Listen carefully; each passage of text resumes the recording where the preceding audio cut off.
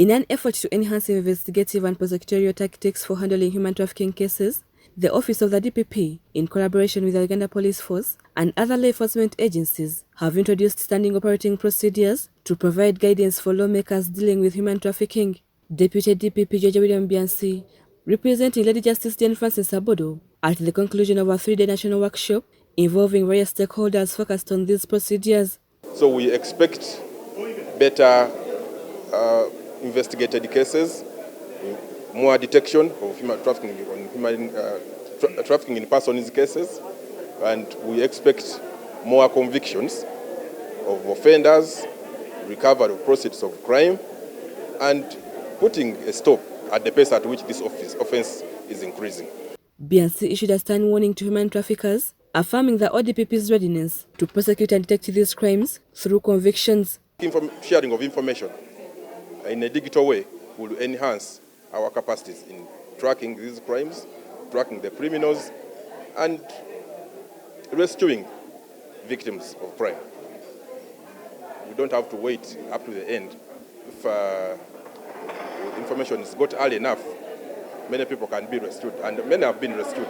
Given the persistently high rates of human trafficking cases in the country, stakeholders have called for the introduction of more regional-level awareness programs to combat this vice effectively.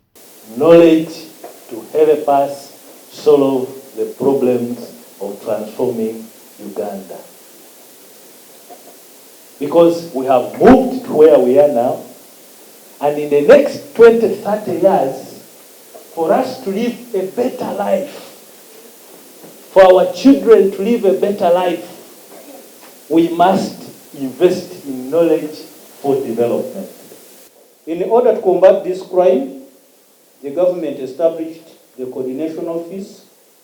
It is established under Section 21 of the Prevention of Trafficking in Persons Act. And most of its duties is to implement the Prevention in Persons Act, coordination, monitoring, and overseeing it. Workshop participants have expressed the timeliness of these SOPs, believing that they will address the challenges encountered in dealing with human trafficking cases. I think now we are not going to have many mistakes. We are going to coordinate at the very inception and ensure that the victims are well handled and the suspects are prosecuted. The introduction of these SOPs for human trafficking cases received support from Civipol and the United Nations Office on Drugs and Crime. And the other anti-trafficking stakeholders, including COPTIP also, in order to develop standard operating procedures for investigating and prosecuting human trafficking. The workshop saw the participation of representatives from the ODPP, Uganda Police, CID, Ministry of Internal Affairs, Ministry of Justice, among others. Rebecca Nantongo, Susan Inabugude, UBC News.